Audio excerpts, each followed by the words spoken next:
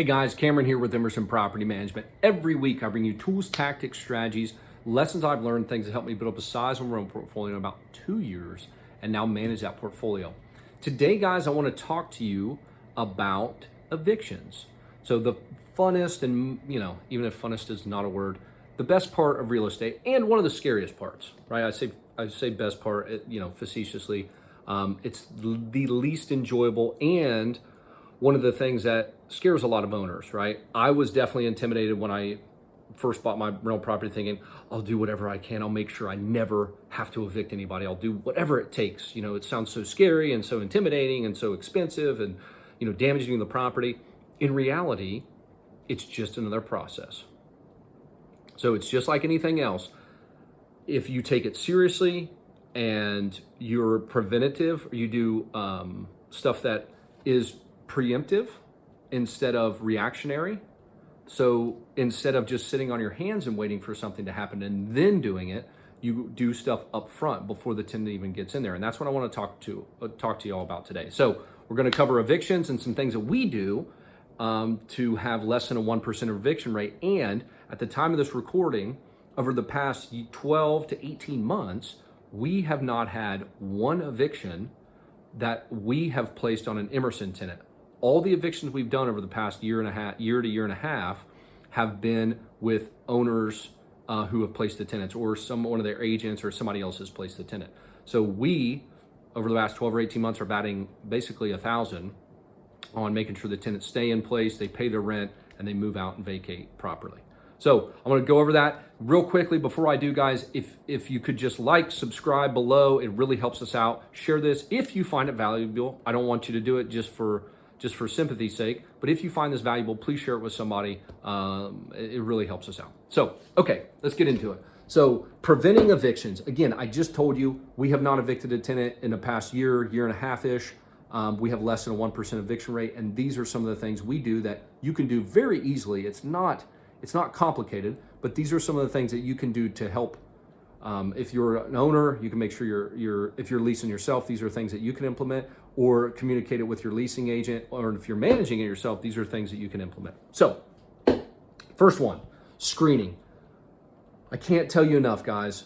The first thing, how you prevent this is upstream, is starting before they ever get in your house. I mentioned it briefly at the beginning of this. You guys want to do all the necessary steps and all the due diligence to make sure that you're going to put somebody in there that can pay their bills, that can pay the rent, and that's going to take care of the place. That is the first and foremost one of the things that you want to do.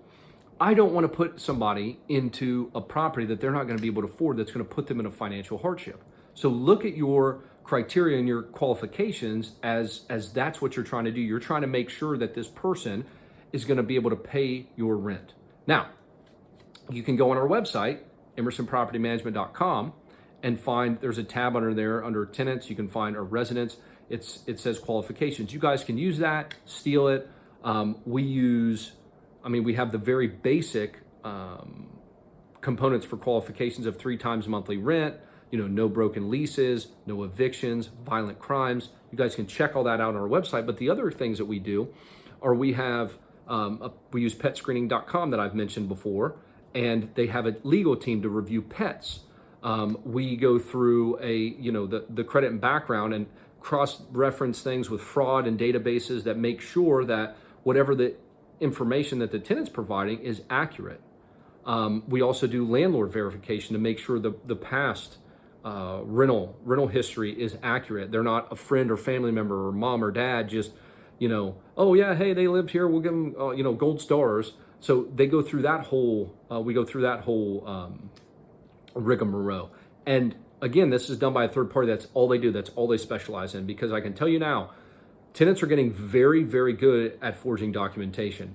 I'm sure you guys have heard about Chat GPT with all the robots writing all this stuff. They're getting great at forging documents as well. So you just got to be careful. Make sure you dot your I's and cross your T's. Again, because you don't want to put somebody in the property that's not going to be able to afford it, or that provided something that, false information to you. You put them in there, and next thing you know, first rent comes due and they don't pay. So screening is probably, it's why I put it at the top. It is probably the most important piece. Now, after screening, PMWTs, what are those? Preventative maintenance walkthroughs. Now, what are those? They can be simply, it sounds kind of fancy, oh, we're doing a preventative maintenance walk. We go through and we have an extensive checklist and things that we check when we go to the property. I always say the 3 Ps, people, pets, and problems. So we look to see who's on the lease, make sure that the people living there, if they say it's just one single person, there's 4 or 5 people living there, we make sure that everybody's on the lease. Pets, how many pets do they have? Are those folks on the lease? Or those folks, are the pets on the lease? Some people treat their pets like family. I do as well. So if the pets are on the lease, make sure we have all that documentation. And then problems, we look specifically for water damage or anything that we think would, turn into a bigger expense later. So I'm not going to send somebody out to patch a nick in a drywall, but if we see a drip underneath a sink or some, a stain on the ceiling, that could turn into a major problem. So we want to nip that in the bud right away. So that's kind of on the preventative maintenance. Now, that's just some of the things we look for in the preventative maintenance walkthroughs. But from a tenant's perspective, if you do these, the tenant goes, man, they're going to come to the house. They're actually checking on this place. I better take care of it. Or at least better pick up and mind my P's and Q's, or clean up and move everybody out before the inspection date. And who cares if they do that? If they're doing illegal stuff or stuff they're not supposed to, and then the preventive maintenance walk comes and they clear everything out and they make it look perfect and they're taking care of the property and the property looks great, who cares? At least they're taking care of it when you show up. So there are different theories. Monthly inspections, quarterly inspections, semi-annual inspections, no inspections. Or once a year. We are of the thought, we used to do them every 6 months. We are of the thought to do them once just before the renewal. So we tell them, hey, FYI, get settled, everything's good. At the 9-month lease mark, we are going to do an inspection and make sure that everything's good before we offer a renewal. We have found that to work. So once a year seems to work very well. 6 months started to get a little bit overkill. We weren't seeing much changes between those. And then quarterly to me is insane. I don't know why you would do that, and monthly is the same way. That's just crazy. Some people use these apps that the tenants will, do their own self-inspections. We send a third party out to make sure that the property looks good. So who cares? Honestly, the frequency, if you want to do it every quarter, every 6 months, once a year, whatever, just let them know that you're doing it. That puts them in a mind state of, okay, they're actually going to make sure. And this is how you find all your lease violations. I think I've got another video up here regarding needing to do the preventive maintenance walks and the importance of them. Okay, the third one is tenant relations. So this is very, very easy if you're a self-manager. If you have 2 or 3 houses, then you can call, and again, you've got to be careful. There's a line to tote here, but you can call the tenants and just check in on them. We have a process where we're calling tenants every week just to check in, just say, hey, how's everything going? And you know what they say sometimes? I'm glad you called. There's been a leak here under the sink. I've got a bucket under there, but I just haven't had time to put in the maintenance request. We wouldn't have known. We would not have known unless we called. So having that good relationship with the tenant, just checking in on them and seeing how they're doing instead of where is rent. Every time that they hear from you, you're barking about rent or lease violations or whatever. Just having that little bit of humility and treating them just like you would anybody else, just checking in to see how they're doing. So tenant relations is huge because, again, in preventing evictions, we also call and sometimes are like, hey, I just got laid off. So I think I'm going to be, next month's rent's going to be hard to come by. Now, I'll get into that in the process piece, but you want to follow your process, but this opens up the dialogue. So now you can talk through solutions or how you want to do that, or at least they let you know ahead of time. The worst times when we're doing evictions is when the 3rd comes, no rent, the 4th comes, no rent. We send the notice to vacate, nothing happens, you don't hear anything. That's when you don't even know what's going on. You have no idea. Are they dead in the property?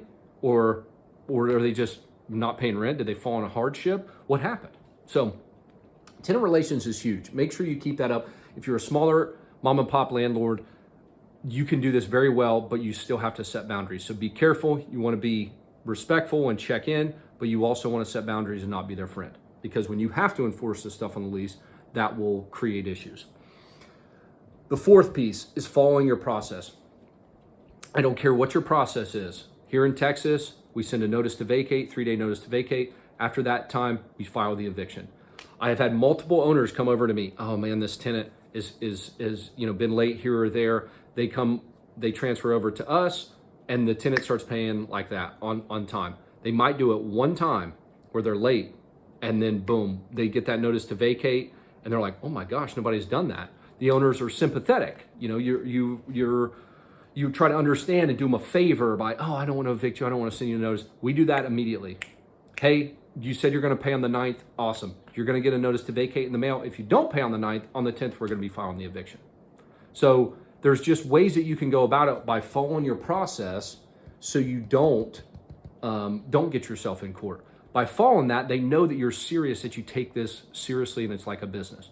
Always send the notice to vacate. You can create payment plans or whatever your process is, but make sure you don't put yourself at a disadvantage. Follow the process, because I don't know how many times I've seen folks delay doing some of these things, and next thing you know, you're 2 or 3 months. I can tell you so many eviction stories that make your head spin where I just went to eviction court a couple weeks ago, and just in rent, this is not including anything else, it was owed $9,500. And this was not a $3,500 a month place. So it can get very expensive very quickly. And if you're an owner looking at your cash, and you're truly trying to make some money on this rental property, wipe out 3 months of cash flow and see how hard it is to make money that year. It's very difficult. Okay, the last one's communication. I hate saying that because I don't know how many times I hear it and then people are like, oh, you just got to communicate better. And it's like, what does that mean? But it goes back to just letting them know that you're going to be very apt at screening. You're going to do preventative maintenance walks.